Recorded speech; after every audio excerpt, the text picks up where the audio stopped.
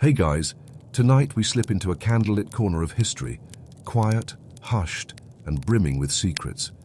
You're wrapped in a wool blanket, perched on a creaky wooden stool inside a drafty medieval chamber. Outside, horses clop past on cobblestone, but inside, it's just you. And a crumpled parchment on the desk. Your fingers are stained with ink. Your breath catches as you seal the wax. And somewhere out there, through locked doors, guarded towers, and strict social codes, someone is waiting for this forbidden letter. Because yes, medieval lovers wrote to each other. A lot. And not always the way you'd expect.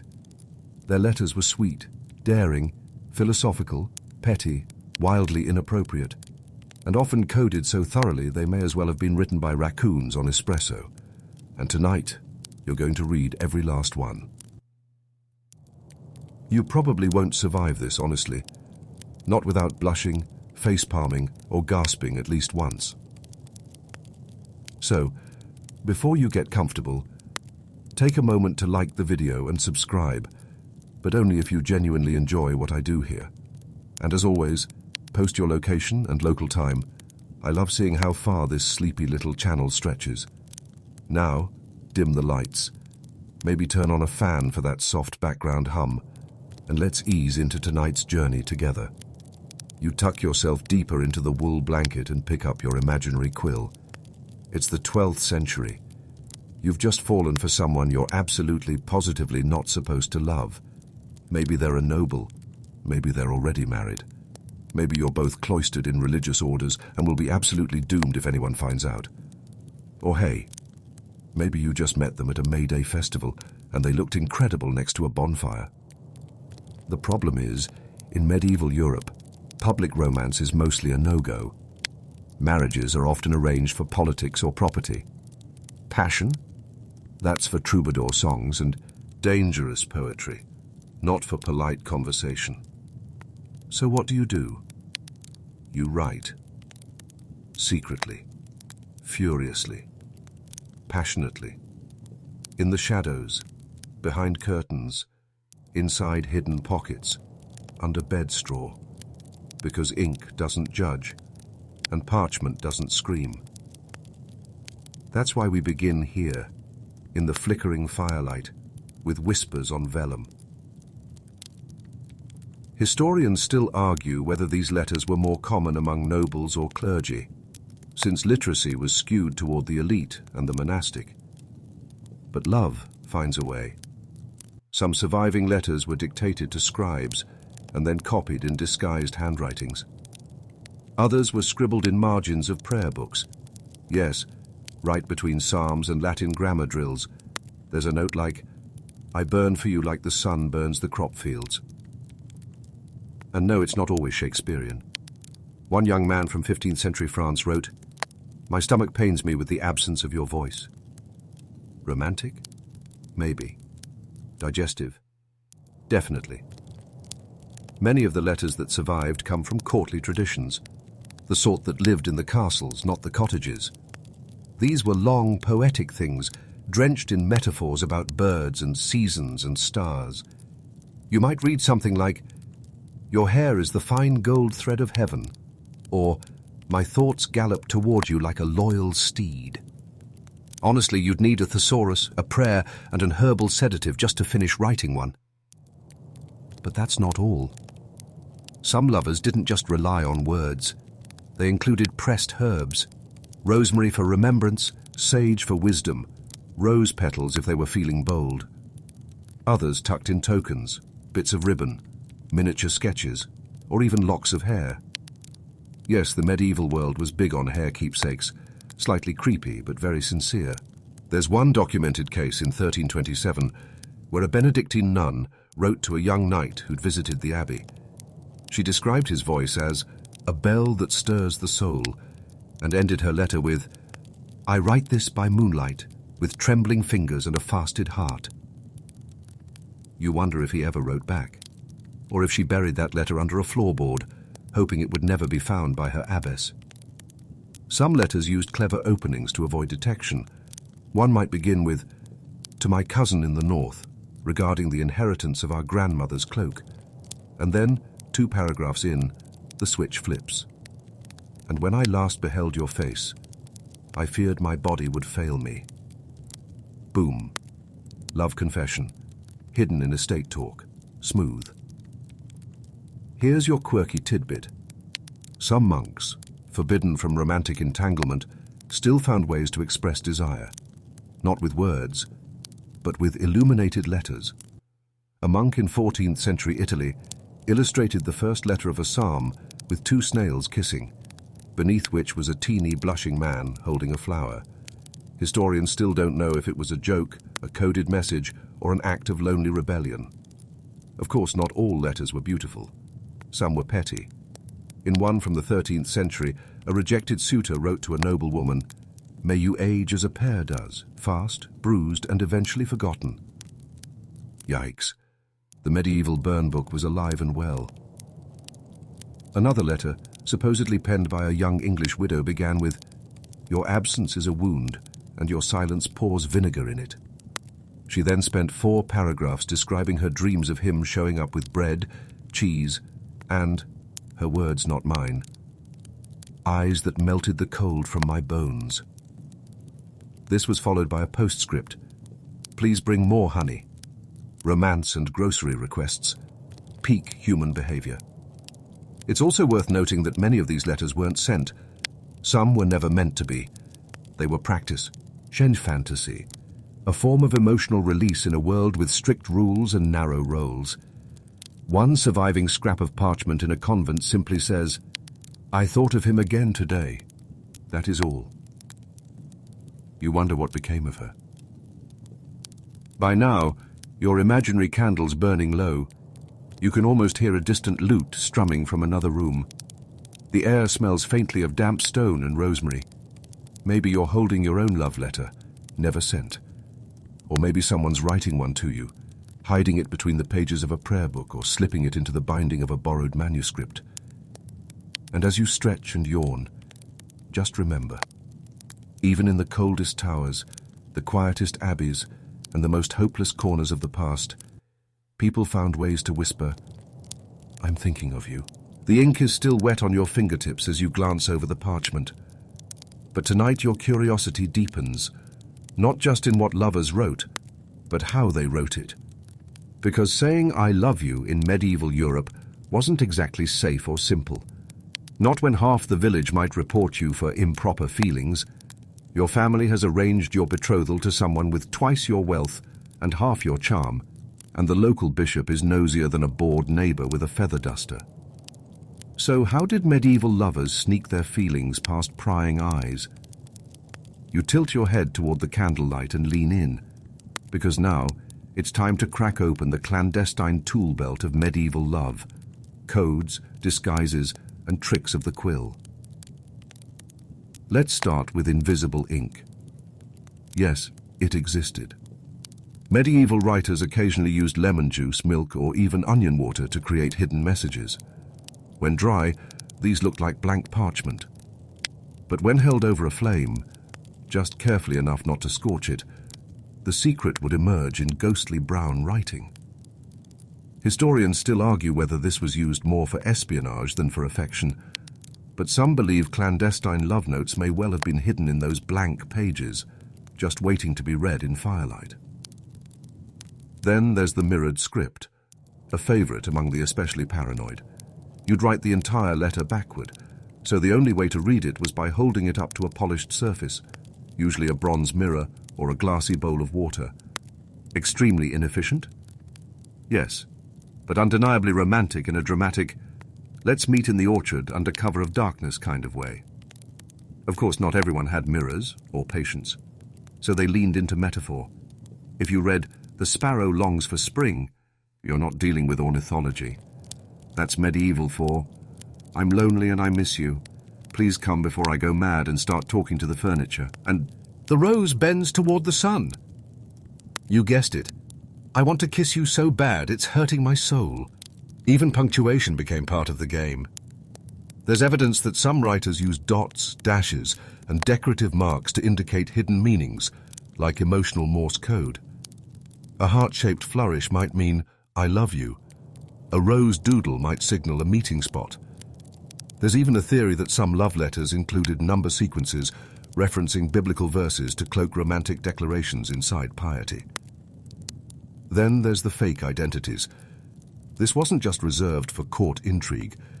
Your average noblewoman might sign her letter with a male alias, or refer to her beloved by an inside joke nickname like Falcon or Sunshade. And because letters could easily be intercepted by servants, siblings, or suspicious parents, some messages were designed to sound like business correspondence unless you knew the key. Let's say you receive a letter that reads, "The shipment of barley has been delayed, but I expect a favorable wind next Tuesday. The dove remains caged, but hopeful." A casual observer might think it's just merchant talk, but you know barley is the code word for affection, wind is your meeting signal, and the dove is your nickname for your beloved. Clever, risky, slightly ridiculous, but undeniably thrilling. One of the more deliciously odd facts. Some medieval writers included acrostics, where the first letter of each line spelled out a hidden message. One 14th century letter discovered in a castle archive spelled out AMOTE, Latin for I love you. Historians debate whether this was intentional or a coincidence. Personally, I say that Scribe was absolutely showing off. Meanwhile, in courts and monasteries, poetry became the ultimate vehicle for discretion. Writing in verse allowed lovers to wrap their emotions in so many layers of metaphor that no one sees, but accuse them of anything. Concrete. You might read a stanza like, "The moon has fled, the lilies cry, the stars retreat in shame. My soul, a reed in winter's wind, still trembles at your name." Translation: I can't stop thinking about last Tuesday behind the stables. One of the most well-known cases of coded love correspondence comes from the 12th century romance between Abelard and Heloise. Though their surviving letters weren't exactly disguised, scholars suggest earlier exchanges may have contained hidden meanings, at least until they were discovered, and Abelard ended up very famously castrated. Romantic? Not exactly. Memorable? Oh yes. Now here's your quirky tidbit. Some lovers used edible ink to write letters on pastry or cheese rinds. Yes, edible. A noblewoman might send her knight a blessed tart, with a poem inscribed in saffron or mulberry juice, hidden beneath a crust. If he got caught, oops, I was just hungry. Sadly, none of these tasty letters survived, but the concept alone deserves a chef's kiss. And it wasn't all about hiding passion. Sometimes it was about sending warnings. A letter might arrive with a peacock feather attached, meaning we're being watched. Others included a bit of broken wax or a deliberately smudged signature to indicate stress or danger. You start to realize that writing a letter in this era was like diffusing a bomb. One misplaced metaphor, and boom, excommunication. Even paper choice mattered. While wealthy lovers wrote on fine vellum or treated parchment, those without access might use repurposed documents. One recorded case shows a love letter scrawled on the back of a tax receipt. Bold, desperate, economical. But all these clever techniques relied on something deeper: trust. You had to believe your message would reach its destination safely, that the wrong hands wouldn't find it, that your beloved would understand your code, that they'd care enough to reply. And sometimes they didn't. One heartbreaking letter found among the archives in Rouen, France, was written entirely in a disguised hand, folded 6 times, S, and sealed twice. Inside was a plea from a woman begging a man to return my soul to me with a single word. It was never opened, sealed tight, forgotten in a bundle of land leases for almost 600 years. No reply ever came. So as you sit back now, imagining yourself carefully dotting your mirrored script or selecting a rose petal to press between the folds, you wonder, would you have dared to send it? Or would it have stayed under your mattress forever, a silent echo of what might have been? Maybe next Tuesday's wind will be favorable after all. You wipe your quill clean, roll your shoulders and gaze out an imaginary stained glass window. The ink is dry, but your thoughts aren't. Because tonight you're wondering, What if your secret letter wasn't just sneaky, it was smart? Now enter the realm of Latin, not just the language of the church or the universities, but the lover's ultimate cloak. And no, we're not talking about dry grammar lessons or dusty theology. We're talking full-on flirtation disguised as scholarship. Welcome to a world where Domina Mea didn't mean lady, so much as goddess of my unreasonable yearning. Latin was the luxury encryption software of the Middle Ages, available only to those who could afford an education. And if you could read and write in Latin, well, let's just say you were working with the most poetic, slippery, multi-layered code in medieval Europe. Educated lovers, especially clergy, monks, and the noble class, used Latin like a scalpel. One word could carry a dozen meanings, depending on context, tone, and the reader's fluency.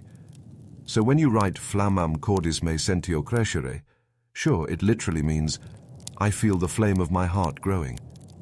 But really it's, you walked by once and now I can't sleep, thanks. Historians still argue whether these Latin letters were more about love or power plays, because to write one, you had to flex your intellectual muscles. Think about it. If you're a courtier and you receive a 3-page poetic Latin scroll, comparing your eyes to twin lamps lighting the soul's dark path, you're not just flattered, you're impressed, and maybe a little curious. Of course, this was also a tactic to keep things private. Love letters in Latin often flew under the radar of nosy family members, especially if they were illiterate or barely literate. A father might find a letter and see a passage from Virgil. In truth, it's a recycled verse twisted into a bold confession. Now, let's talk about euphemism overload. Latin offered enough flexibility to stretch even the simplest idea into a grand philosophical gesture. Instead of, I miss your laugh, a Latin letter might read, the cadence of your breath lingers in the silence between the syllables of my solitude. Yep, that's 13th century for text me back. There's a famous collection known as Carmina Burana, a manuscript of medieval Latin poems, many of which are, frankly, spicy. These weren't written by lonely monks trying to remember what girls looked like. These were written by scholars, clergy, and itinerant students, people for whom Latin wasn't just a language, it was a daily reality.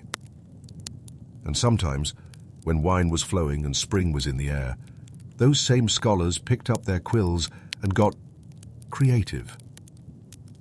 One poem opens with, "Oh, how the breeze lifts your veil, and I am undone like parchment in rain."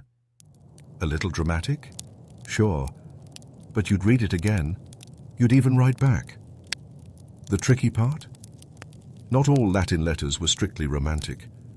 Many walked the tightrope between devotion and danger, especially within the church.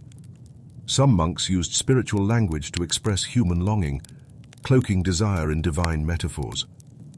"Your presence calls me to the holy fire," one friar wrote to a nun in the 1200s. "Your gaze sanctifies my wretched heart." Translation, "I saw you at Vespers and haven't been okay since." Now here's your quirky bit. There was a bizarre trend in some regions of using philosophical riddles as romantic overtures. One popular line went, "Is the absence of form also the absence of love?" A truly medieval pickup line if there ever was one. Imagine receiving that as a text today. You'd either block them or marry them, no in between. No. You also had glosse amatoria, little glosses or side notes written in Latin in the margins of religious texts. A student might pretend to study Augustine's Confessions while scribbling, "I saw her, walking beside the orchard wall, and I forgot the meaning of virtue."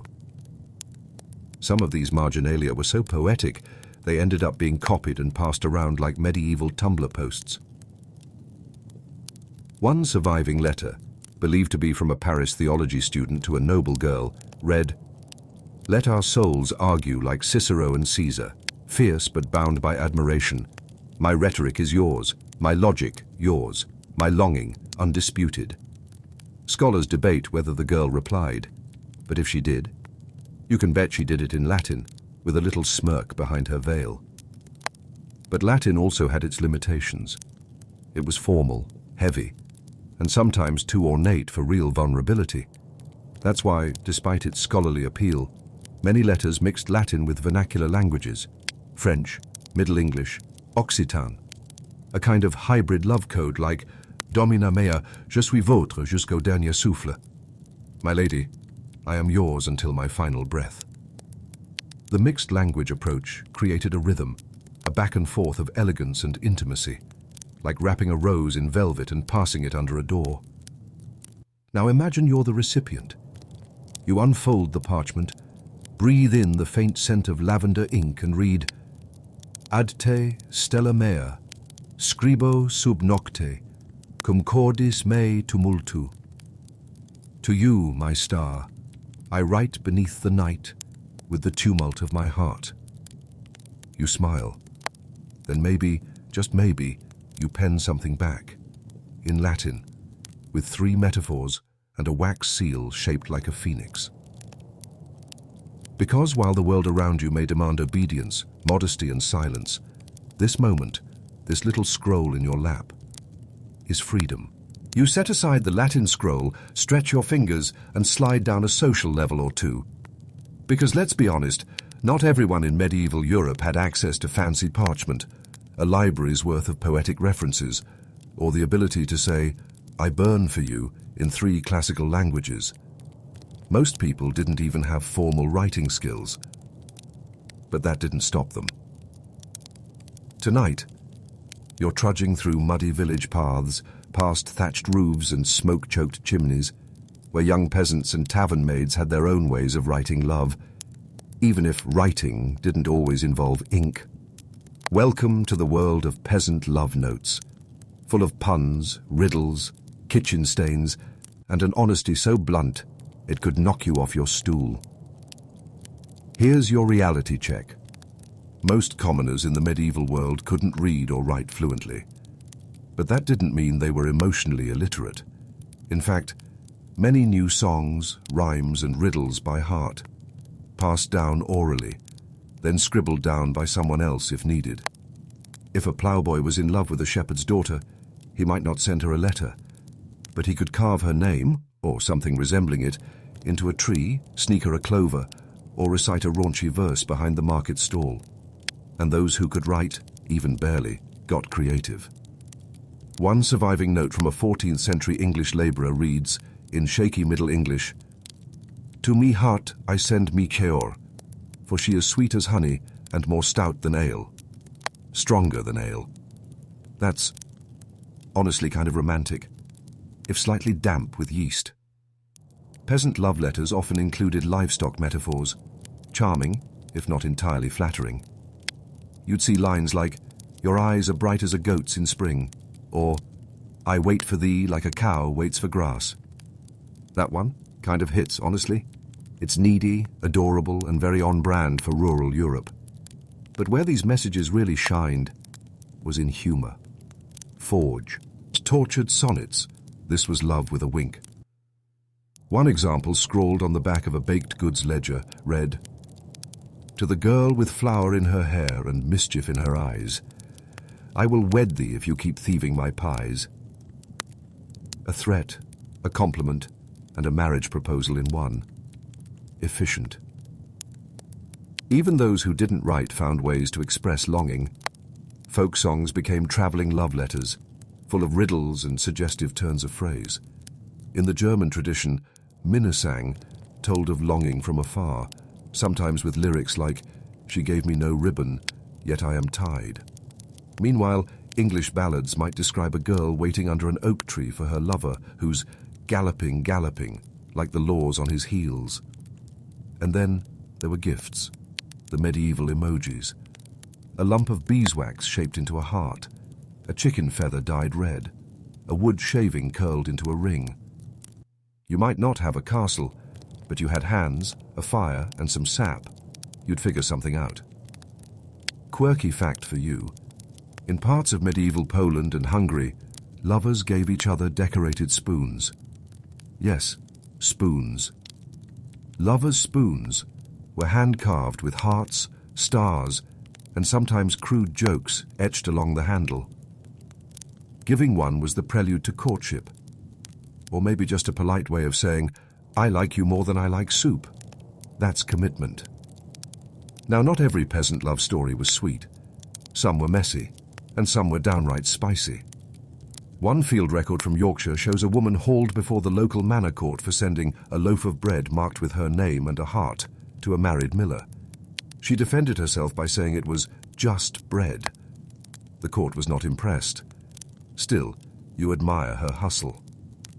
Historians still debate how often peasants engaged in written love at all. Many argue that most romantic communication would have been verbal, passed in whispers at the well or behind a cart. But even then, the emotions were just as fierce. Passion didn't ask for calligraphy lessons, and when writing did happen, it was often through help. A friend, a neighbor, sometimes even a local priest would draft a message for someone smitten but illiterate. These dictated letters could be hilariously formal, like, I do write to express my heart, which aches as bread without leaven. Sure, Tom the pig herder said that, definitely. One surprisingly sophisticated letter from a tanner's daughter in northern France goes, If I am a thorn bush, it is because no gardener tended me. Will you? Kind of gorgeous, right? You wonder who helped her phrase it, and whether the lucky gardener responded, or ran screaming. Either way, we're invested. And let's not forget festival flirting. May Day, harvest dances, even saints' feast days became excuses to swap lines. Couples would exchange charms, poppy seeds, or handwritten jokes folded into wreaths. One popular trick was to write a love riddle and wrap it around a flower stem. I grow not in gardens nor bloom in light, but I'll blush for you if kissed at night. Answer? A cheek. Medieval flirting was weirdly good. Of course, heartbreak showed up too. In one preserved fragment from a village in Cornwall, a young man writes, If you find a man better, I shall not blame you, but I will go to the sea and let it forget me. Dramatic, sad. Also mildly concerning, because the sea doesn't have a great memory, but still, you feel for him. These love messages, riddles and spontaneous poems were scraps of rebellion, brief, bold, and human. They said, I'm here. I see you. I feel something. Please notice. Even if the spelling was off and the grammar non-existent, the heart behind it pulsed louder than ink ever could. So you lean back, imagining yourself in a wool tunic, your fingers rough from farm work, clutching a folded note that smells faintly of barley and hearth smoke. It's not pretty. It's not polished. But it was yours. Someone wrote this with all the awkward, hopeful courage they could muster. And sometimes that's all love needs. Your hands are still calloused from the village fields, but the wind shifts, and now you're stepping up the stone stairs of a great hall. Velvet banners sway. A lute plucks something delicate nearby. You're not a ploughboy anymore.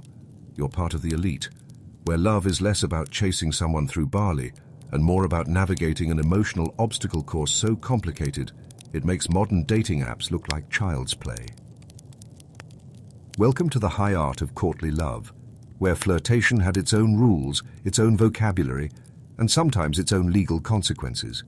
If peasant love was messy and honest, noble love was a full-blown performance, and the stage was anything from castle corridors to tournament arenas.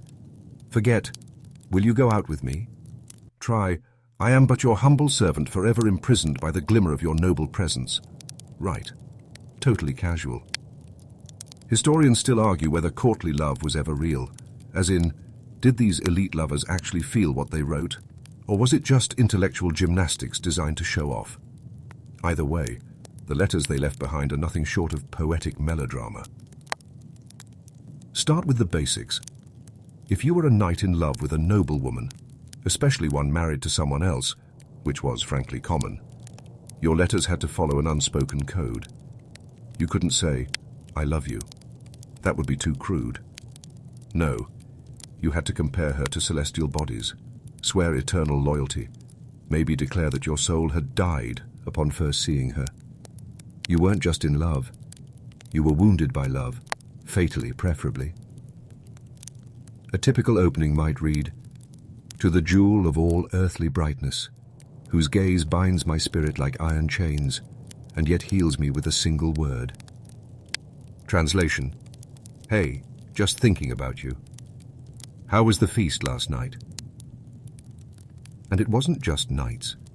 Noblewomen, too, participated in this emotionally acrobatic writing tradition, often with more skill. One lady of Toulouse wrote to her knight, "You conquer kingdoms, but not my silence. If your blade is as sharp as your tongue, I fear no invader." Burn. That's 13th century flirt roasting, and we love it. The structure of these letters followed certain patterns, almost like a script. First, the declaration of unworthiness. I am not fit to kiss the hem of your garment. Then the metaphor storm. My heart is a hunted stag. Next, the elaborate suffering. Each hour without you is a winter of the soul. And finally, the plea. Allow me but a glance, and I shall be reborn. Sounds exhausting, doesn't it? You imagine a poor scribe hunched over a desk, muttering, "Do we really need 3 metaphors for the moon in one paragraph?" Quirky tidbit for you. There were actual instruction manuals on how to write these letters. Andreas Capellanus's The Art of Courtly Love gave detailed templates for what to say, depending on your rank, gender, and the current stage of your emotional suffering. It was basically a medieval how-to-text-your-crush guide, but with more references to falcons and eternal servitude. Courtly love letters weren't about fulfillment. They were about longing. Longing that could be safely performed from a distance, or from across a crowded feast, or through a veil. This kind of love was meant to ache.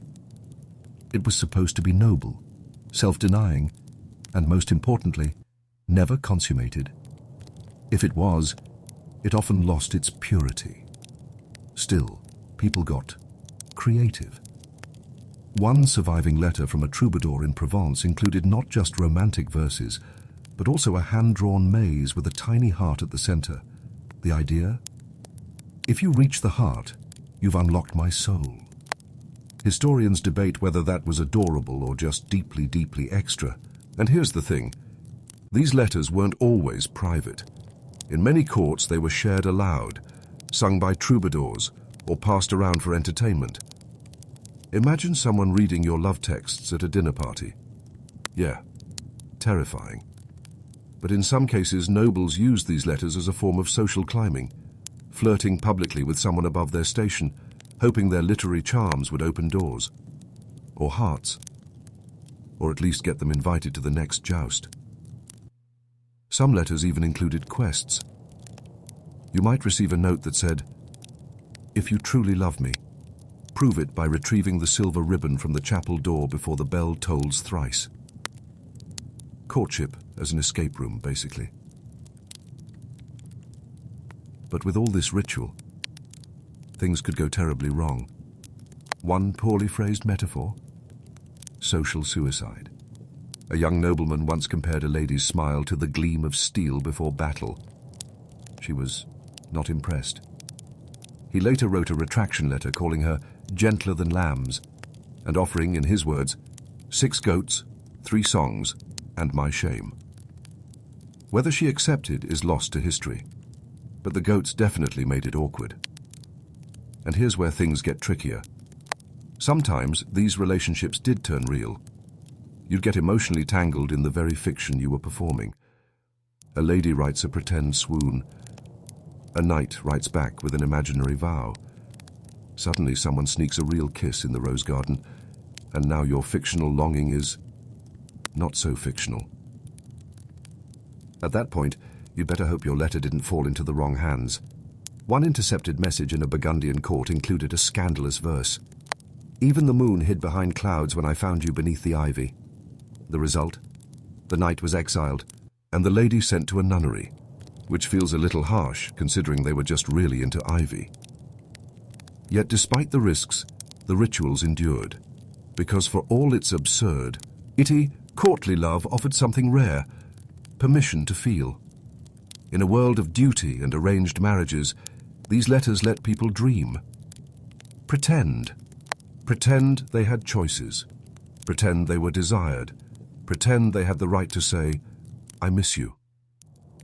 So now you sit in your embroidered doublet, pouring wine beside your parchment, wondering which line is too much and which one might just melt her icy facade. You decide on, "Your voice, when last I heard it, undid the seams of my restraint." Too much? Maybe. But it's worth the risk. Because in courtly love, risk is half the fun. You're still lounging in your velvet finery, courtly phrases dancing in your head, when suddenly the temperature drops. The castle stone feels colder, the ink darker. Because now we're stepping behind the altar, into cloisters and candlelit confessionals.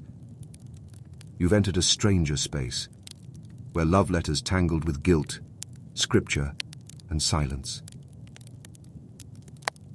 Tonight, you're writing as someone who's sworn chastity, or at least you're supposed to have. This is where saints and sinners overlap, where ink bleeds with temptation and the margins of prayer books whisper things you'd never repeat aloud. Monks, nuns, friars, and priests weren't immune to longing. They were human after all, humans with quills, access to paper, and hours of quiet reflection. And some of them, well, they wrote things that would have had St. Augustine clutching his rosary. Let's begin with a basic tension: love versus devotion. Some medieval lovers used religious imagery to express their feelings, because it was the only language they were allowed to use. A letter might say, "Your voice leads me like the angel's trumpet on Judgment Day." Sweet? Yes. Theologically iffy? Also yes. But in cloistered life, metaphors were all they had. One 12th century nun famously wrote, "I pray for you more often than I pray for myself," followed by a chilling PS. And perhaps that is why I no longer feel holy. That hits harder than any TikTok breakup post. Historians still argue whether most of these religious writers were engaging in emotional love, spiritual admiration, or something warmer. The line was thin, blurred by incense smoke and poetic Latin, and many letters walked that tightrope very carefully, until, of course, they didn't. Take the infamous love affair of Heloise and Abelard, an actual monk and nun whose letters survive in all their agonizing detail. She writes, "I was yours before I was mine." He replies, "Love brought me low, and yet I thank it." Their romance ended in tragedy and one very unfortunate castration. But their letters are so intense, you can still feel the parchment vibrating with longing. But not all religious writers were so eloquent. Some were just awkward. A novice monk once scribbled in the margins of a psalter, "I dreamed of her again. I woke with shame and hope." The psalter's next page is smudged, as if someone erased something. You wonder what he wrote there, and whether he ever finished his vows. Then there's the fascinating role of monasteries as secret post offices. Yep. Religious communities often had the best mail networks: scribes, couriers, wax seals, trained copying staff. If you wanted a discreet love letter delivered across regions, sending it through a monastery sometimes gave it a holy camouflage. One intercepted note was folded inside a copied sermon on the sin of lust. A bit ironic, but genius, really. And let's not forget the role of scribes. A medieval scribe might copy a psalm by day and ghostwrite a love letter by night. One left a margin note: "The love poem for Lady E is finished, as requested. May she find you as clever as you believe yourself to be." Scribe sass, alive and well. Quirky detail incoming. Some monastic communities actually had secret complaint books, not officially sanctioned, of course, where frustrated monks or nuns could write anonymous grievances. Some of these turned romantic. One entry reads, "She sings too loud during lauds, and I cannot think of God while she is near." That's maybe the purest form of thirst we've covered yet. And then there's the matter of temptation through confession. It happened. A young nun might confess feelings to her confessor, only to find the line between spiritual guidance and emotional intimacy dangerously thin. Sometimes letters followed, sometimes touches, and then sometimes those touches turned into scandal. One documented case in the 14th century involved a friar who wrote to a nun, "Your soul is a lantern I cannot stop following, even when it leads me to shadowed places." She replied, "Then I will dim the light and pray for your rest." Whether that meant rejection or invitation is up for debate. And these tangled relationships weren't always hidden. Some abbesses knew, some tolerated them. One legend speaks of an abbess in Burgundy who let a monk and a nun exchange verses so long as they remained celibate. "Let them sharpen their minds, if not their bodies," she supposedly said.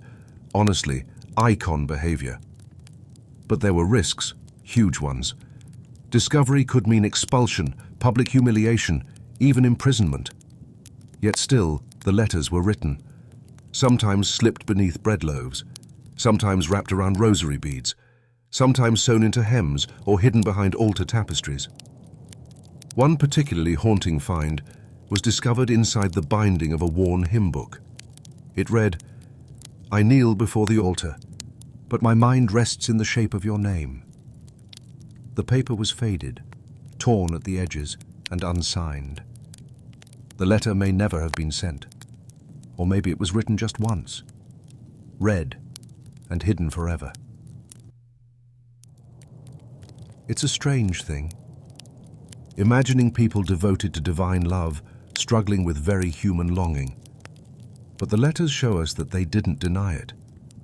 They translated it, transformed it into poetry. Let their emotions stretch out like incense smoke, rising between candlelight and shadow. So now picture yourself cloistered behind thick stone walls, your hands cold with morning frost, holding a page that smells faintly of myrrh and dust. You've spent years praying, fasting, obeying. And then, one afternoon, a letter arrives beneath your cell door. A single line written in Latin says, "I see your face in the window between dreams." You stare at it for hours. You fold it into your sleeve. And maybe you never respond. But you keep it, because that's all you're allowed to do. You press the hymn book shut, the secret letter still burning quietly in your mind. You try to focus on duty, on silence, but something flickers at the edge of the page. Not the main text, but the margins. Tiny scribbles in the empty spaces. A bird. A wink. A phrase that definitely doesn't belong in the Book of Psalms.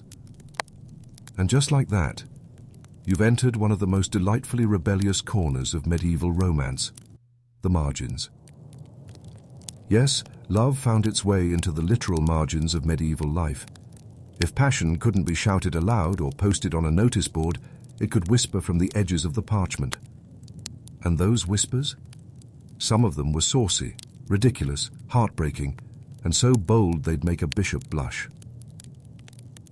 Welcome to the world of marginalia.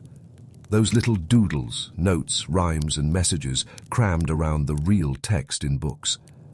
While monks, students, or scribes copied scriptures, legal records, or philosophical treatises, they often snuck in their own thoughts. And sometimes, those thoughts had nothing to do with theology, and everything to do with longing. One scribe in 13th century England, while copying out a moral treatise, paused in the margin to write, "I miss her laugh more than I miss sleep." Another, clearly having a rough day, scrawled, "May my love read this book and think of me." A risky move, considering the book was on monastic discipline. Historians still argue whether these scribbles were meant for others or just secret vents, kind of like a medieval version of texting your ex and then deleting it immediately. Either way, they prove something beautiful. Love doesn't wait for the right moment. It leaks out, even between Latin verses about agricultural taxation. Some of these messages weren't words at all. You'd see crude little hearts inked beside capital letters, or elaborate initials decorated with figures, lovers embracing, hand as reaching, faces looking longingly across the gutter of the page. One famous manuscript shows a man in the margin playing a harp toward a woman on the opposite page. Across time, parchment, and purpose, he's serenading her in ink. Quirky fact for you. One scribe drew a full-page battle between snails and knights. Yes, snails. And then, right next to it, wrote a poem addressed to "My lady, swifter than slugs, lovelier than spring's first wine."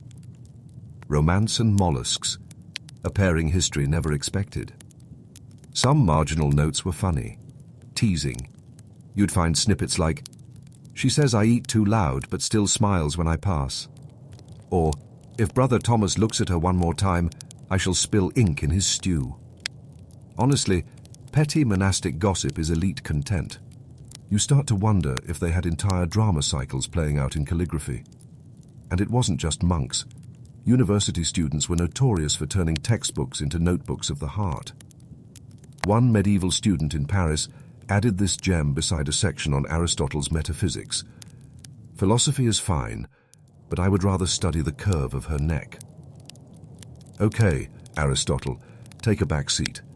We've got feelings to unpack. Sometimes, these margins even served as private letter delivery systems. A message could be written in a shared textbook, carefully phrased, signed with initials, and passed around under the guise of studying.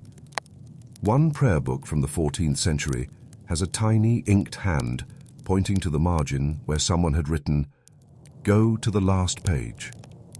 On that page, a brief verse, "You are the candle and I, the lonely room."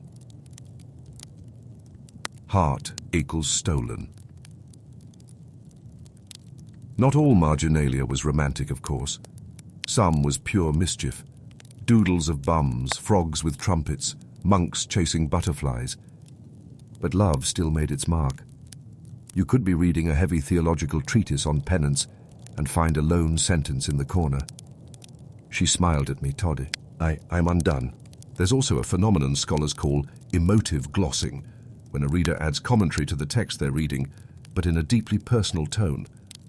Imagine someone underlining a biblical line about patience and adding, "Hard when one waits by the orchard gate each evening and sees no one come." Who were they waiting for? We'll never know. But we feel it. And then, of course, there's poetry. Margins were fertile ground for couplets, little snippets of love verse, raw and impulsive. Some rhymed, some didn't. Some looked more like spells than declarations. Like this one, found next to a page on medieval law. "If my heart were coin, I'd spend it all on your name." 10 words, inked into history. Even in books designed for royalty, lavish, gold-inked tomes, you'd sometimes find faint marginalia. A duchess might write a note to herself beside a courtly love poem. "He sings, but I doubt he knows the tune." Savage, regal, possibly in velvet gloves. It's important to remember, these margins weren't always meant to be permanent. Many were scraped off, faded, erased by future readers, but some survived, because scribes forgot, or because later readers found them charming. And through them, we get glimpses into moments of raw honesty, flashes of personality in an otherwise formal world. Scholars debate whether some of these love notes were even autobiographical. Were they the writer's own thoughts, or borrowed phrases? Little jokes copied from other texts? But does it matter? The feeling's still there, and in the quiet space between columns of text, it thrums with life.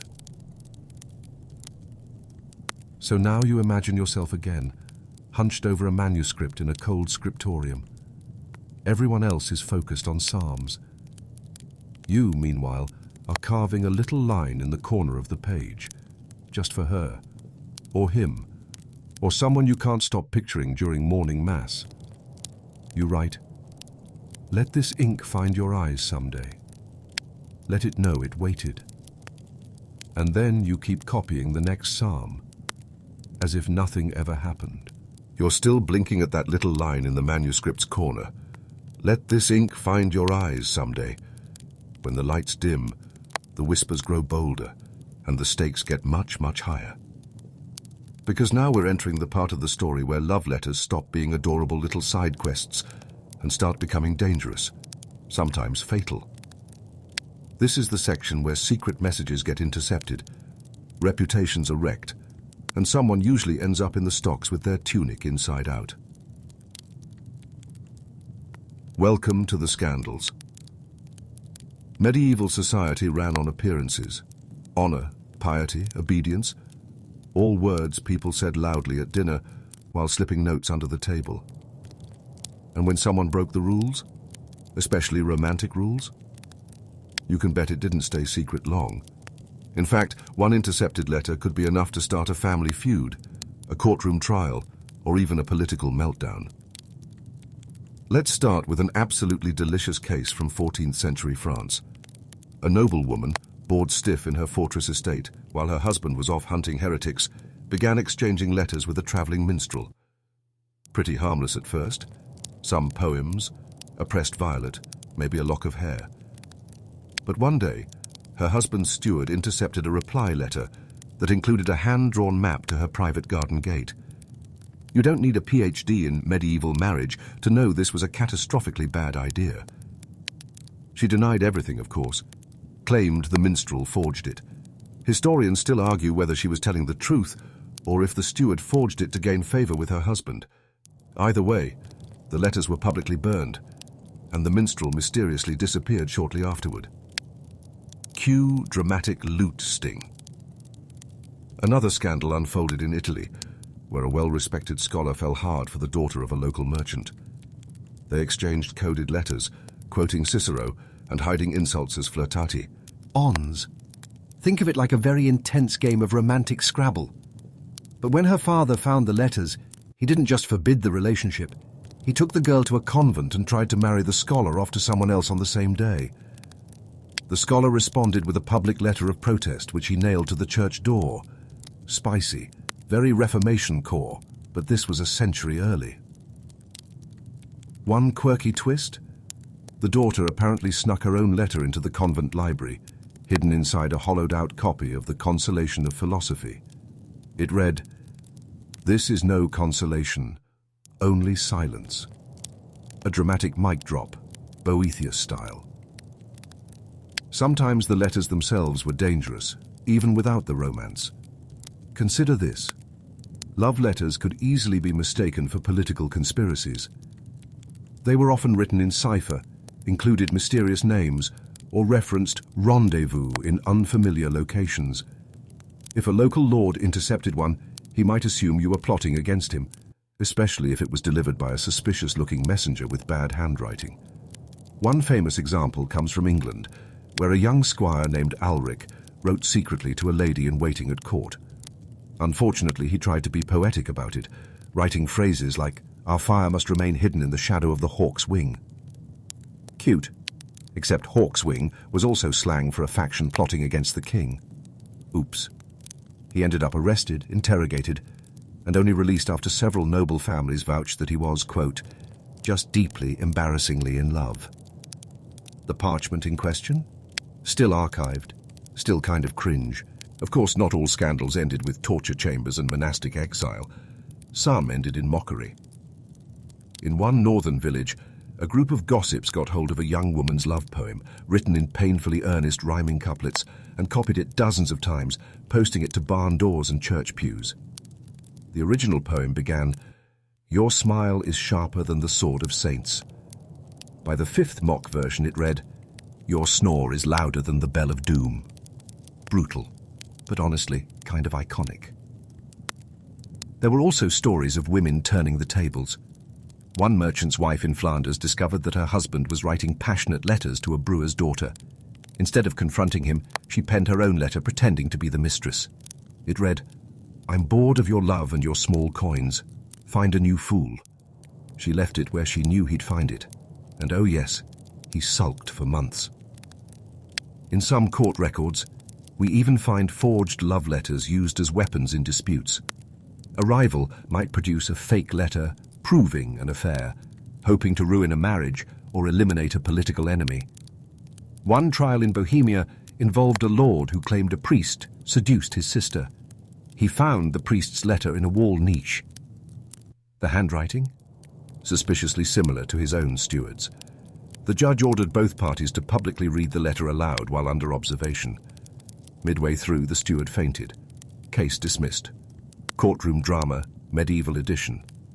Oh, and remember that wax seal from earlier? That little drip of authority. Turns out, seals were often forged, stolen, or reused. One love letter in the archives still bears the broken wax of a bishop's crest, except the bishop had died 4 years earlier. Either someone had sticky fingers at the cathedral, or this was the medieval equivalent of catfishing. The punishments for these letter-fueled scandals varied wildly. You might et off with public penance, kneeling shirtless in front of the church holding a candle while villagers threw cabbage. Or if you were nobility, you might just be sent to your country estate to think about what you've done. If you were unlucky, a tower cell, or worse, forced separation. One court order demanded that two lovers see neither hair, hand, nor heel of the other, lest their souls be lost to heat. Still, the letters kept coming. Passed through servant girls, baked into pies. Yes, actual pie delivery, high risk, high romance. Or tucked into saddlebags. Because in a world where even glancing too long could cost you everything, a letter was the only way to scream without making a sound. And now, as you walk back through the stone corridors of your imagination, you picture it. Two people in opposite corners of a castle, both clutching copies of the same poem, both reading it by candlelight, both pretending in public that they've never met. But somewhere in the dark, parchment is folded, ink is drying, and the next scandal is already on its way. You find yourself gripping the parchment a little tighter now. After all the stolen glances, the scribbled margins, and the barely suppressed blushes behind prayer books, it's easy to forget just how dangerous a love letter could be. So tonight, you take a long breath, lean into the candlelight, and learn how medieval lovers didn't just write secretly. They protected those words like sacred treasure. Welcome to the delicate dance of delivery, deception, and, yes, wax. First off, sealing the letter. Wax wasn't just for flair. It was your medieval equivalent of a digital password, a thumbprint, and a do not read sticker all in one. You'd heat beeswax or resin until it dripped, press your personalized seal, often a ring, sometimes a carved stamp, into the puddle and let it harden into a mark of ownership and secrecy. No seal? Suspicious. Broken seal? You're toast. And of course, the truly paranoid didn't just slap wax on the outside. They folded their letters with extreme care. Some used intricate origami-style patterns, what modern historians now call letter locking. There were folds with slits, tabs tucked into pockets, or pages wrapped like miniature scrolls and hidden inside reeds.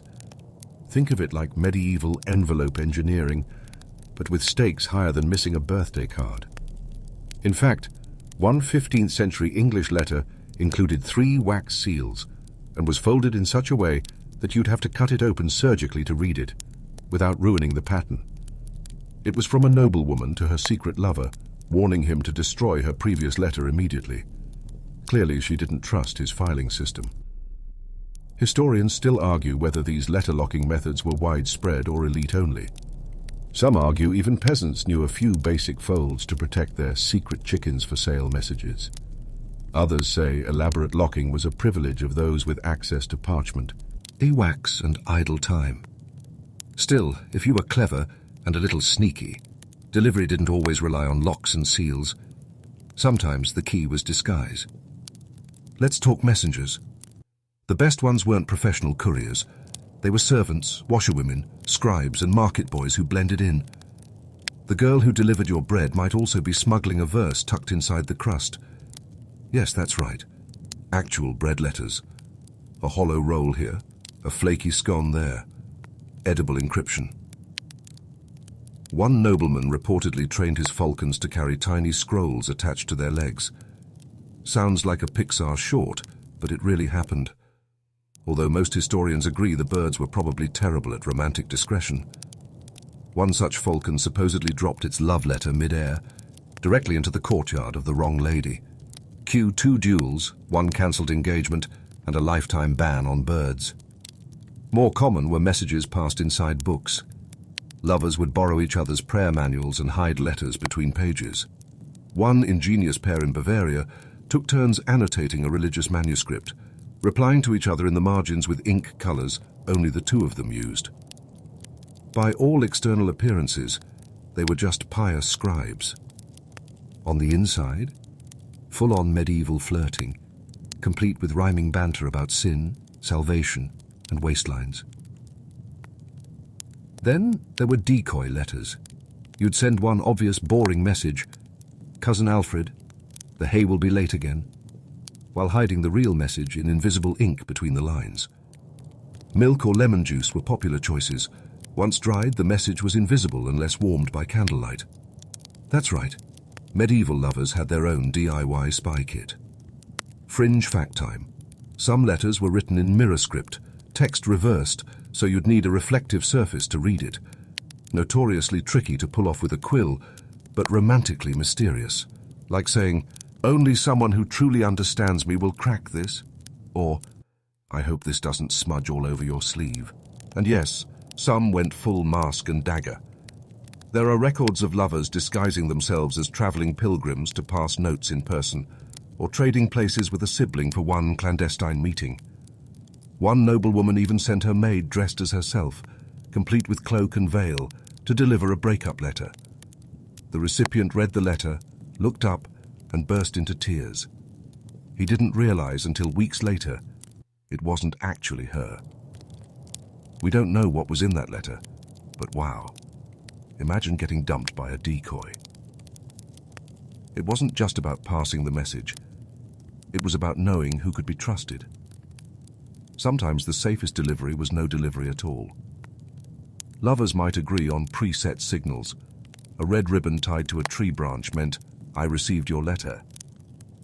A single feather on a windowsill said, "It's too dangerous right now."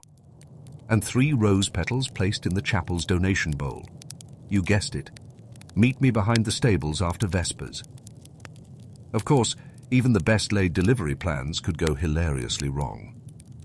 One peasant girl tried to deliver a note tucked under her bonnet, but forgot it was there when she bowed to the local priest.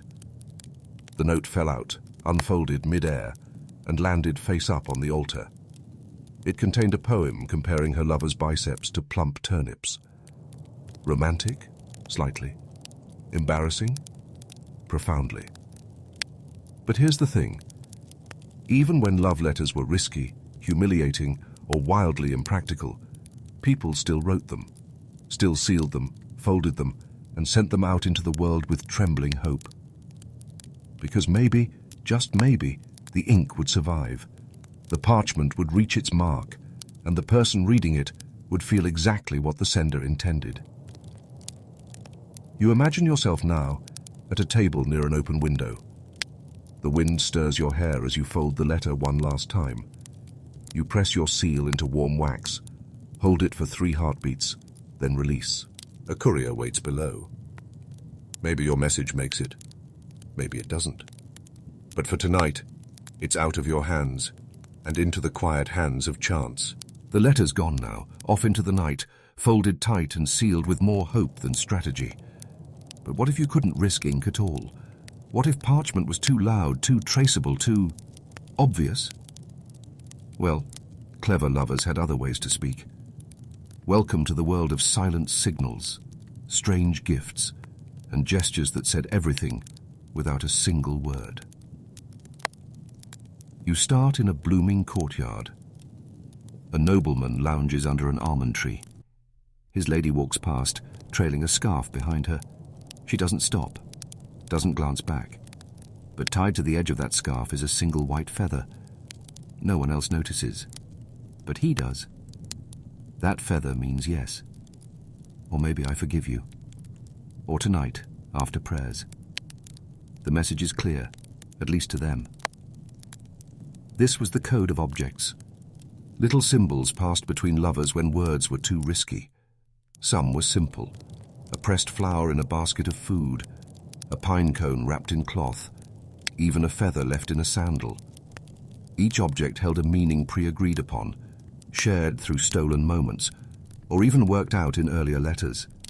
A kind of medieval emoji set, except instead of "and," you had thistles and goose down. Mainstream fact time. The medieval world already had a language of symbols thanks to religious and chivalric traditions. A red rose meant martyrdom, or romantic passion. A lily meant purity. A carnation might mean longing depending on how you held it. These meanings weren't consistent across regions, but they gave lovers plenty of material to work with. Delivering a daisy tucked into a glove wasn't just cute, it was encoded communication. Now, the fringe fun. One 13th century book of love advice, written anonymously of course, includes an entire section on gift theory.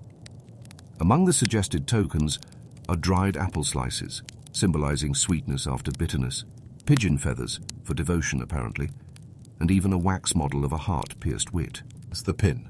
Romantic, but also something you could picture Annabelle using. And then we have the legend of the two-chicken code.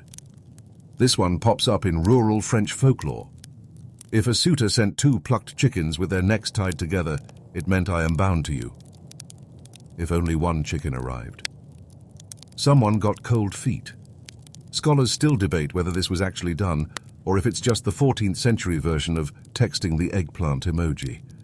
Either way, the image is unforgettable. But not all gifts were so obvious. Some lovers played a long game of secrecy by embedding their tokens in everyday transactions. A woman might send her beloved a spool of thread borrowed from her mother's sewing basket, but wound around the thread was a single strand of her hair. He'd unwind it slowly, knowing the message was, "You're in my thoughts with every stitch." A merchant's daughter might slip a tiny scrap of her writing, just a single word, or even just her initial, into a bag of dried herbs sold at market. And feathers. Oh, feathers were everywhere. Easily available, wildly varied, and perfect for symbolism. A black feather said, "Jealousy burns me." A grey one meant, "Danger near." A white one whispered, "I still wait." Entire letters could be replaced with the right feather tucked into the hem of a cloak or the crevice of a church pew. Of course, not everyone had access to exotic flowers or private courtyards, so some signs were as simple as how you wore your hat. Tilted left? "I want to see you." Tilted right? "Not safe today." A ribbon at the elbow could mean, "We're being watched," while a glove tied to your belt might signal, "I got your last message." It was fashion as telegram, and if that sounds exhausting, well, it probably was. But it sure beats medieval Tinder. One noblewoman, Lady Elisabetta of Aragon, was famous for her entire cloak language. She had a selection of cloaks in different shades and embroidery patterns. Each one signaled something specific to her lover, depending on the day she wore it. There's even a recorded complaint by her husband that she had more cloaks than scents. History, however, remembers her for creativity. And then there's the whisper network. You imagine yourself in the dusty corner of a cathedral. A choir boy walks past, humming the wrong note of a hymn. It's not a mistake. It's a cue. A coded way of saying the letter is hidden near the 3rd pillar. People in trusted circles used song lyrics, dog barks, even baked bread patterns to pass on love messages. A pie crust with a raised spiral might mean, "I long for your arms." Or maybe just, "This baker is bored," depending on interpretation. Now for your open debate of the night. Historians still argue whether these silent love codes were widespread or rare. Some say they were mainly elite practices, courtly affectations copied from poetry and chivalric tales. Others insist they were more common than we think, especially in tight-knit communities where everyone watched everyone else and secrecy was survival. Either way, It speaks volumes that so many tokens, codes and gestures show up again and again in ballads, trial records and folk songs. Of course, with every secret sign came the risk of misfire. One poor knight is said to have sent his lady a wilted carnation wrapped in a silk ribbon. He meant I suffer for your love. She thought he meant you're dead to me. She married his cousin out of spite. Moral of the story? If you're going to communicate via flowers, include a glossary. But for every tale of missed meaning, there's one where the message landed just right. You picture two lovers sitting across a feast hall. One gently lifts their goes, blessed with their left hand instead of the right. The other, watching from across the crowd, mirrors the movement, heart thudding. No one else notices. No one else needs to.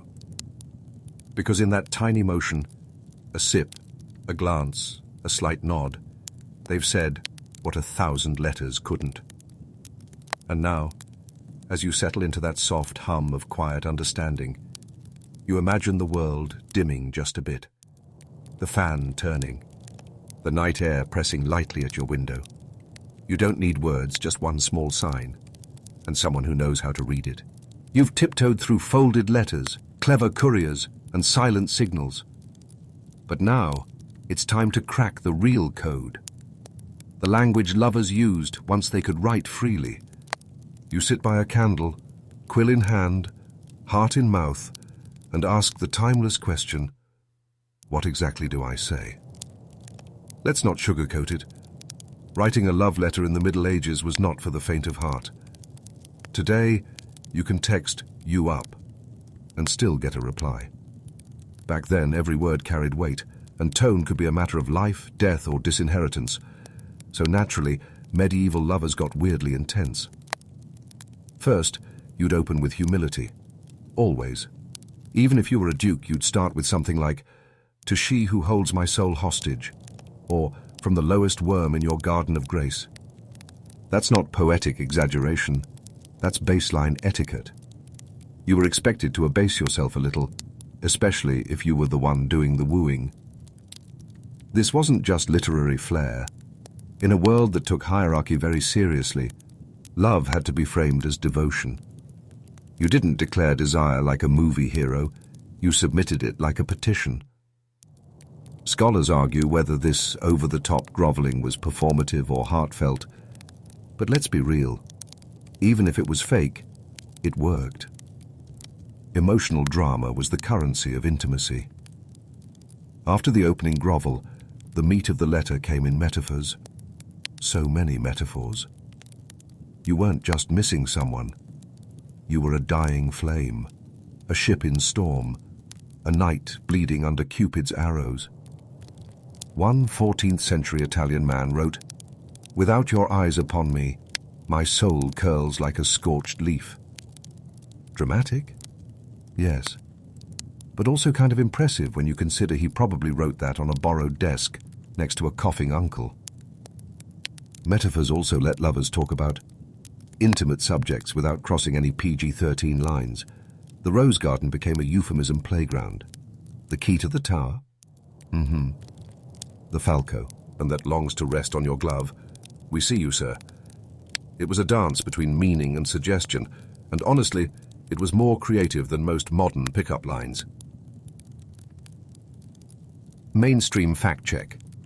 The art of letter writing was often taught in monastic schools.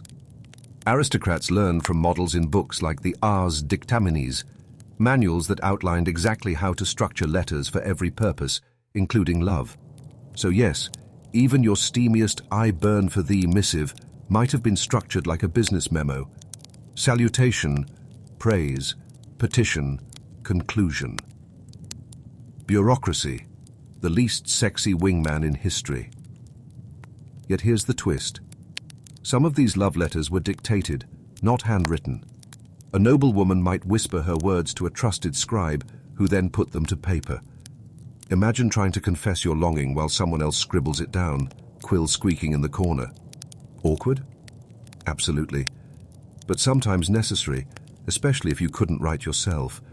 Literacy was uneven, and for some lovers, voice was all they had. The fringe detail? There are recorded cases where scribes edited these letters for maximum flair, like a ghostwriter with a flair for the erotic. One scribe from Burgundy actually added extra verses of courtly praise to his lord's love letter without permission. The lord was furious. The lady, deeply flattered. Historians still don't know if that relationship ever recovered. Then came the closing lines, and oh boy, these were make or break. You didn't just say goodbye. You said, "Until my eyes next drown in yours," or "May this parchment hold the warmth of my breath."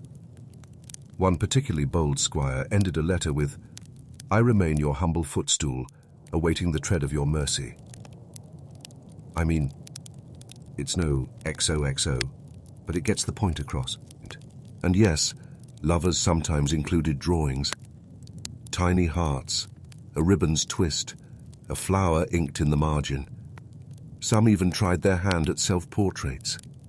One 15th century letter from a German artist included a miniature sketch of the sender kneeling beneath a tree with the recipient's name carved into it.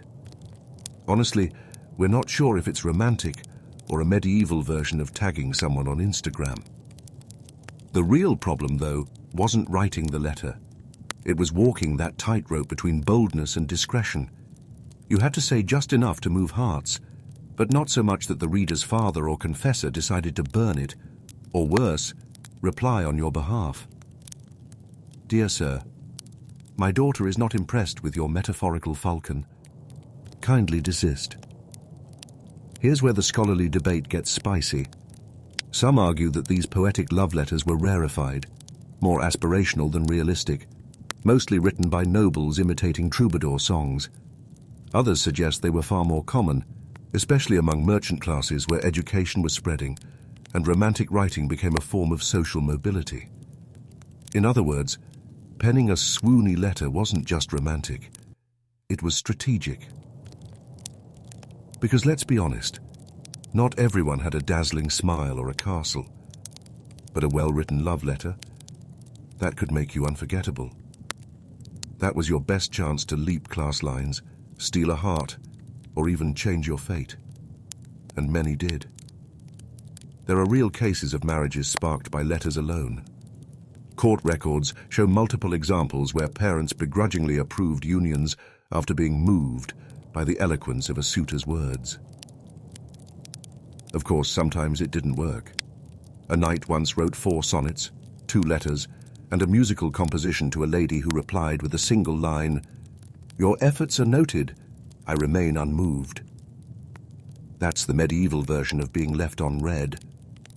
But for those who dared, and those who knew how to wield ink like a blade, the love letter was a weapon of persuasion, a gift of soul, and occasionally, a trapdoor into a better life. So you sit back now, your candle burning lower. You imagine that last line scrawled in careful script, the ink drying as you read it. You don't know if the words will land where they're meant to. You don't even know if they'll be read at all. But you wrote them anyway. You fold the letter, you kiss the seal, you pray no one intercepts it. But there's something heavier than ink behind every word you just sent. The aching weight of waiting. Because when love is stretched across battlefields, seas, and seasons, the letter becomes more than a message. It becomes your only proof that someone, somewhere, still remembers you. Now, pull up your blanket, because we're heading into the lonely tent of a knight stationed far from home. His armor is dented, his feet are wet, and the stew tastes suspiciously like boiled regret. And yet, he clutches a scrap of parchment like it's a relic. Because it is. It's from her. Love letters during times of war or crusade weren't just sweet. They were survival. These were desperate acts of reassurance, tiny pieces of home folded between battles. Men wrote by firelight on saddlebacks with trembling hands, and women, left behind in cold manors or plague-shadowed cities, penned their replies while holding a candle against the dark, unsure whether anyone would be alive to read them. Mainstream history. Fact. During the Crusades and 100 Years' War, There are documented exchanges of letters between separated couples. Some survive today, tucked inside archives, their ink faded and margins stained. These aren't grand declarations, they're human. One knight in 1310 simply wrote, "I dreamt of your voice. Tell the children I count the days." That's it. No metaphor, no falcon, just longing. But not all letters were kind. Sometimes they held bitter news. "The harvest has failed. Your brother is dead. I await word from you." But none has come. In a world of slow messages and faster misfortune, love and grief were often mailed in the same envelope. Now here's your fringe tidbit. Some women hired scribes or minstrels to ghostwrite love letters for husbands or lovers off at war. These weren't just flowery missives, the poem were morale boosts, psychological weapons against homesickness and despair. One record even tells of a woman who sent her husband not a letter, but a glove perfumed with lavender, stitched with her hair and inscribed in Latin, "May this reach you before death does." Honestly, chills. And the letters weren't always heterosexual. Though rarely preserved due to censorship and social danger, scholars have debated the presence of same-sex affection tucked within wartime correspondence. There are letters between nuns with such intense longing they raise questions. Were they just spiritual, platonic, romantic? Historians still argue whether some of these intimate epistolary bonds crossed the line or simply blurred it. Picture this. A woman whose husband is fighting in France sits at her writing table. The baby is teething. The house is quiet. Outside, peasants argue over sheep. She writes, "I light the candle each night and whisper your name to the flame. I think it listens better than the wind." She rolls the parchment, seals it, and waits weeks, maybe months, for a reply. And when it comes, she reads it until the corners fray. Letters during separation had to carry everything: news, longing, instruction, comfort, jealousy. Some included poems. Others included drawings of weapons, maps of dreams, even pressed flowers from gardens left behind. Some had nothing at all, just the sender's name and the line, "I am still here." But letters could also be turned against love. There are stories of intercepted messages that ruined reputations. One particularly brutal lord in Bohemia publicly read his wife's love letter, addressed to someone else during a feast. She was disgraced. The lover fled. And that letter? It's now catalogued in a private collection, proof that ink could kill. That's where delivery became an art form. Lovers relied on soldiers returning home, bribed servants, wandering friars, or merchants with loose lips. Some letters were stitched into cloaks or hidden in the hollow of shoes. One bold knight supposedly smuggled his letter inside a prayer book, knowing the guards wouldn't dare open the psalms. Risks were everywhere. But then again, so was hope. In some cases, entire romances began through letters exchanged across long distances. Imagine falling in love with someone you'd never met, based on parchment and promises. Sounds like medieval Tinder, minus the selfies. But it happened. A French woman named Isabel, in 1346, fell for a man she'd only corresponded with while he served under the Black Prince. When they finally met, she married him within the week. She also reportedly never stopped correcting his grammar. And here's something you didn't expect. Letters weren't just about lovers. They often involved mothers. When a young knight or nobleman was off at war, it was often his mother who kept writing, reminding him to be honorable, to avoid loose women, and, yes, to write back to his poor, neglected fiancé. Imagine your mum managing your love life through handwritten war updates. Medieval matchmaking was a family sport. But war and plague didn't just slow letters, they sometimes ended them. A final message would arrive, written by a friend or priest, saying the sender had died. That final letter became sacred. Many widows kept them folded in lockets, sewn into clothing, or buried with them. It wasn't uncommon to reread the letter until the ink faded completely, as if clinging to words could reverse time. Here's your open scholarly debate. Some believe that love letters in wartime were mostly symbolic, idealized fragments preserved by the lucky few. Others argue that they were common, mundane even, passed between sweethearts, spouses, and secret lovers across every class. The lack of surviving letters may not mean they were rare, just well hidden. After all, you don't always save a goodbye. Sometimes you burn it. And yet those that remain still breathe. A letter from a dying soldier reads, "I smell spring when I think of you." Another from a woman fearing plague says, "If you survive, and I do not, marry again, but not too soon. Let our bed grow cold first." Chilling, beautiful, devastating. You wrap yourself tighter now. The air seems stiller. Imagine your hands brushing that old parchment, creased, soft, trembling slightly. Someone centuries ago held that same letter with the same reverence, hoping, missing, waiting. Because even when armies clashed and kingdoms burned, love still found its way on horseback, hidden in boots, curled in pouches and tucked into hearts. You stretch under the covers, the parchment world swirling gently behind your eyelids. But tonight's tale is about to take a turn into the strange. Not strange as in, he wrote a 14-page sonnet about her ankles, though that happened too. No, this is the kind of strange that makes you side-eye your candle and wonder if that smell is lavender or dried lizard. Because some medieval love letters didn't just whisper affection, they cast spells. Let's creep into a dim cottage on the edge of a village. The herbs hanging from the rafters aren't for soup, and the woman grinding roots by the fire isn't preparing a stew. She's mixing a love potion, and she's not alone. You're with her, reading aloud a letter to draw the heart nearer of a certain flax-haired stable boy. And yes, she's got frog powder. Welcome to the magical margins of medieval romance. It wasn't all poetry and roses. For the desperate, the rejected, or the deeply superstitious, there was another path. Enchantment. While the church officially frowned upon magic, especially the romantic kind, it didn't stop anyone from trying.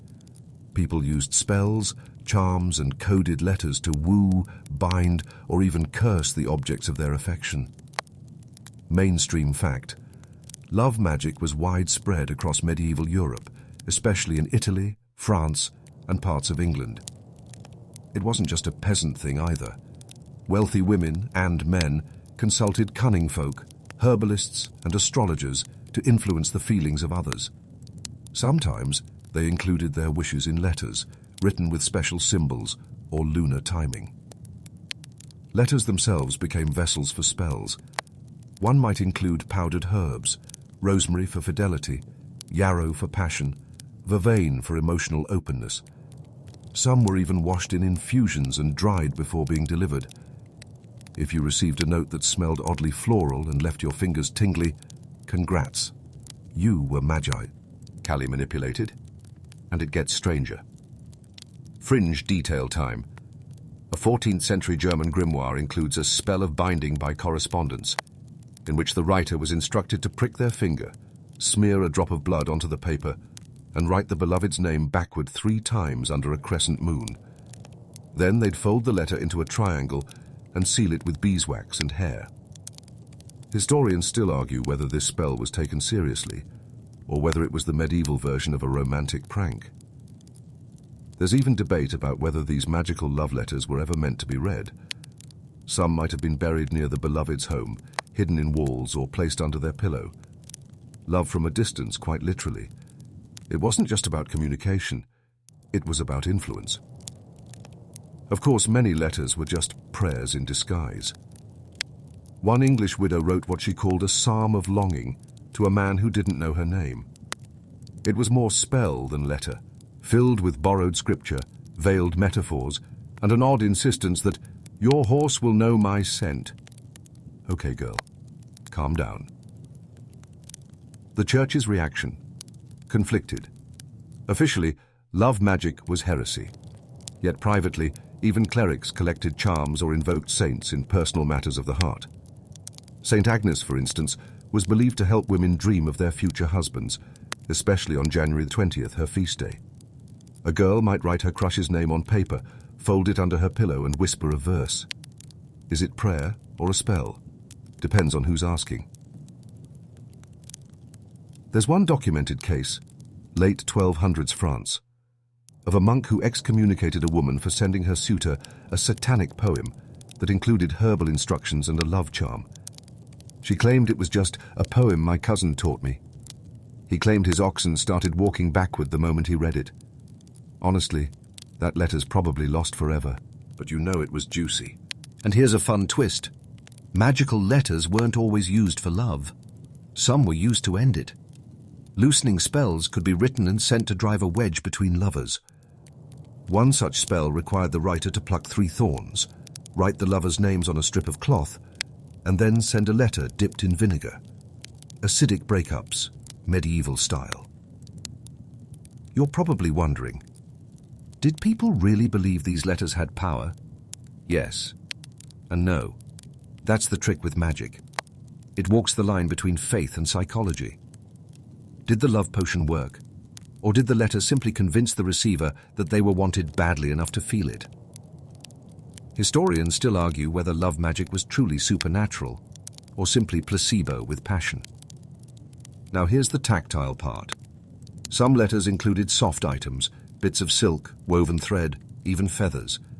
Not just decoration, but symbolism. A white feather from a swan might suggest purity. One from a raven hinted at forbidden love. In fact, the letter of feathers was a known magical technique. Combine it with a charm, and you had a fully feathered flirtation. Even the way the letter was folded had meaning. Triangles suggested romantic interest. Squares implied friendship. Unfolded pages? A message never meant to reach human eyes, only spirits. Some folded letters were found buried under hearthstones, alongside teeth, hair, and bits of bone. Creepy? Yes. Romantic? Well, define romantic. One 15th century case involved a woman accused of enchanting a nobleman through repeated letters filled with moon symbols and poems written in mirrored Latin. He gave her his estate. His family blamed witchcraft. She claimed it was just good writing. The court couldn't prove anything, but they did confiscate her ink. Let's also not forget astrology. Timing was everything. A Mars-hour letter might be aggressive and bold. A Venus-hour letter? Soft, seductive, perhaps a little perfume-scented. Astrologers offered consultations on when to send a letter for maximum emotional impact. Imagine asking your local star reader, "Should I confess my love at moonrise or mid-morning?" And them answering with a very serious chart and a bill. So yes, while many medieval letters were thoughtful, heartfelt and human, others were just a bit more spellbinding. Some were hopeful cries across distance, others were calculated attempts to bend fate. Some used ink, others used blood. And in the flickering candlelight of your imagined medieval night, you can almost see one now, curled and sealed, pressed between petals and prayers, tucked under the mattress of someone who believed just enough in magic to send it. You wake up one morning in 1393 with a deep craving, not for food, not for fame, but for someone. Anyone? Maybe not. Maybe a particular smile or a specific laugh that made you feel oddly invincible last spring. Or maybe just for a distraction from the boredom of estate life. And that, my friend, is where a great many medieval love letters begin. Not in passion, but in ambiguous yearning. Tonight, you're slipping into the lace-ribboned mindset of someone unsure whether they're experiencing divine love, garden-variety lust, or just a serious case of melancholy caused by bad bread and not enough sun. Because medieval lovers? They weren't always sure what they were feeling either. The first few lines of your letter feel poetic. I see you when I close my eyes, though you walk in another county. But by the end, you've shifted tones 3 times and added a completely unnecessary line about your dreams involving bees and baptism. What even is this letter? A confession? A flirtation? A metaphysical crisis wrapped in rose-scented wax? Mainstream fact. The medieval world offered many frameworks for romantic feeling, but not all of them agreed. There was courtly love, an idealized, often illicit admiration, Christian love, pure, self-denying, sometimes guilt-ridden, and carnal lust, aka, don't you dare write that down. People's letters often mixed these categories in chaotic, emotional ways, because emotions don't check boxes, especially not when you're writing by candlelight, half swooning in your nightgown. One day you're the Virgin Mary's most loyal servant, the next you're sketching scandalous hearts in your prayer book margins. It's a mood. Take the example of Richard Rolle, a 14th century mystic whose letters to devout women veered wildly between holy rapture and oddly breathless intimacy. Some scholars say he was just passionately pious. Others whisper that one was emotionally unavailable but spiritually flirty. Historians still argue whether Rolle's writings were mystic revelations or just medieval thirst disguised as theology. And speaking of wild interpretations, let's not forget Hildegard of Bingen, another mystic, who received intensely affectionate letters from women admiring her spiritual vision. Were those women devout fans or secret soulmates? You'll never know for sure, but their letters, whew, they smoulder in Latin. And now for a fringe tidbit. In a handful of medieval medical treatises, lovesickness was considered an actual illness, diagnosable by symptoms like weight loss, paleness, erratic sleep, sighing, and excessive poetry writing. Okay, we made that last one up, but honestly it fits. A doctor might prescribe music, wine, prayer, or, yes, a letter from the beloved. In one record, a patient is said to have recovered upon simply reading a love note. Move over penicillin, here comes passionate prose. But with that territory comes confusion. If you're pale and feverish, do you need a doctor or a date? Even the church didn't have a unified stance. One monk wrote that love letters distract the soul and poison the mind, while another praised them as evidence of human tenderness, a sign of God's image in man. So which is it? Divine or damning? The answer, yes. And here's the core truth that slips like silk through these letters. Many medieval lovers wrote not to define love, but to question it. Picture this letter fragment from 1381.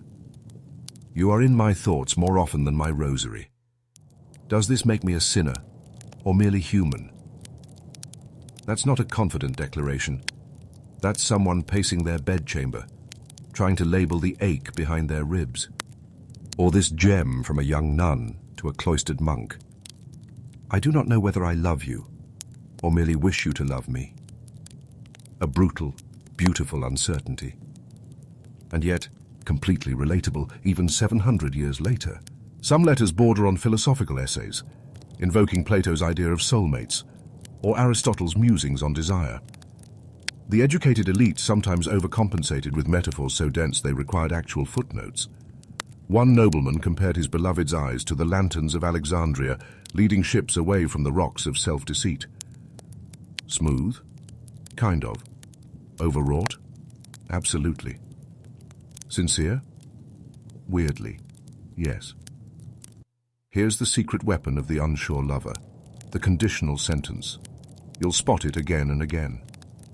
If your feelings mirror mine, or should you ever think of me with warmth? It's a defense mechanism, giving the sender just enough space to retreat if things get awkward. Medieval ghosting wasn't always intentional. It was sometimes just a failure to decode the metaphor maze. And let's not forget that some letters were meant never to be sent.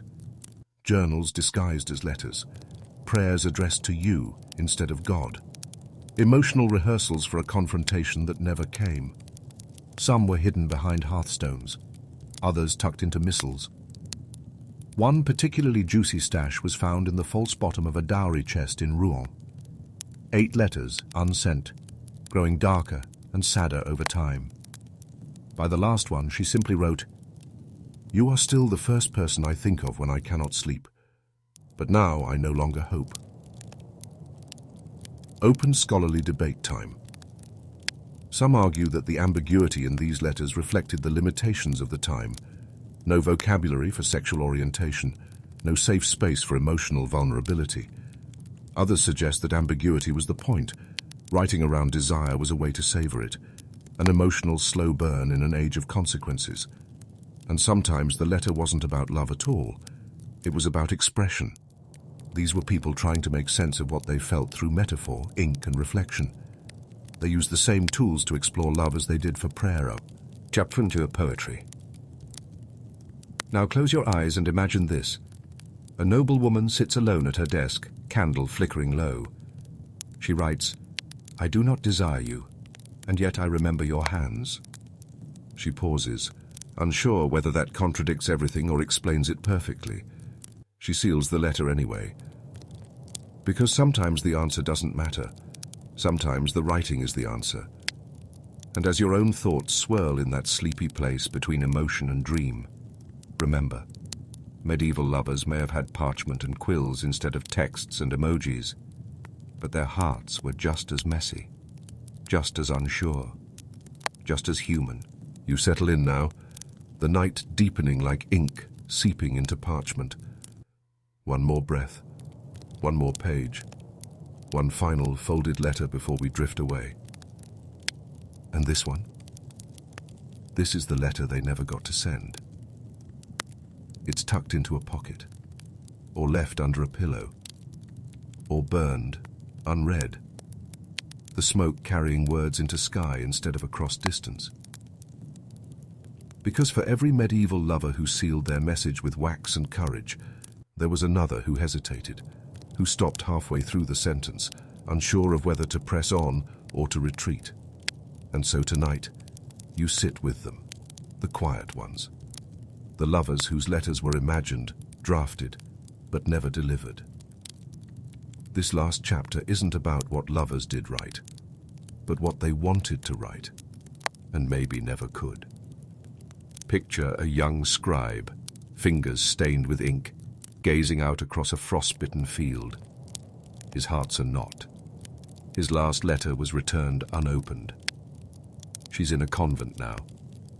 He's not even sure if she remembers their conversations behind the abbey orchard, back when they both thought life was just poems and pears. He opens a fresh scrap of parchment. Just a few lines, maybe. "I think of you when the bells ring. I think of you when I chew bread. I think of you when I am not thinking. Does that mean you've become part of me, or that I've disappeared into you?" He folds the letter. Then slowly he tucks it back into his satchel. Not yet. Maybe never. Or imagine a noblewoman, betrothed to someone dull and land-rich. She doesn't love him, not really. But she's seen war, disease, and survival win out over desire too many times. Her heart aches for someone else, a knight who left with the king's army and never returned. She writes to him anyway. "You said you'd bring me back a ribbon from Jerusalem. I would have taken a pebble, or a whisper, or even your silence as long as I knew it was mine." She holds the page to her lips, just once, then slips it into the fire. It curls, blackens, disappears, and with it, a version of herself she'll never become. Mainstream fact: many medieval letters were lost, not just physically, but emotionally. Some never crossed borders, never escaped castles, never found the courage of their writers. Not because they weren't written, but because they weren't finished, or weren't safe, or weren't allowed. It's easy to imagine the bold lovers, the ones with metaphors and daring. But there were far more who lived in hesitation, who scribbled their hearts, only to hide them away. A fringe discovery from a Tuscan manor revealed 24 half-written letters in a locked drawer. None were addressed. Some were just single lines like, "Do you ever think of how I almost smiled?" Or, "If I had kissed you once, would I still be me?" Theories abound. Private journaling, a writing exercise, or the secret practice of someone who never quite found the moment to say it aloud. Historians still argue whether such fragments count as letters or literature. But maybe it doesn't matter. Maybe they were simply attempts to hold on to someone through language, a desperate effort to keep a connection alive, even if only in imagination. And what about the ones who received nothing? A farmer's daughter waits weeks by the village road, hoping for a message from the merchant's apprentice who shared his cloak with her last winter. She writes him twice. No reply. The letters were either intercepted or ignored, no way to know. She writes a third, then stops. She doesn't need to know the ending to understand the story. Because sometimes the silence is the story. And sometimes love meant protecting someone from your own feelings. The knight who chooses not to write, for fear his words will complicate her future. The nun who burns her parchment so the devil won't tempt her with the teen. The sound of her own longing. So you lie there now on the edge of sleep, and you feel those unspoken words swirling around your ears. Soft as breath, sweet as parchment warmed by hands that dared not send it. And maybe that's the most human part of all. Maybe the letters we never send are the ones that define us. Now let your breath slow, your body sink deeper beneath the covers. Let's close this parchment world gently, letter by imagined letter. The candlelight in your medieval chamber has long since flickered out. The ink has dried. The quill has been set down beside folded scraps of longing and hope. Somewhere in the dark, a letter lies sealed in silence, waiting for a reply that will never come. And somehow, that's okay. Because you've wandered tonight through pages of hearts and hesitation, through poems disguised as prayers, through secrets tucked between margins and wax seals, you've traced love that crossed countries, faiths, and social boundaries, and some that never left a locked drawer. And maybe, as you drift toward sleep, one last letter curls its way into your mind, a whisper written just for you, in invisible ink and memory. You don't have to send it. You only have to feel it. Good night, ink dreamer.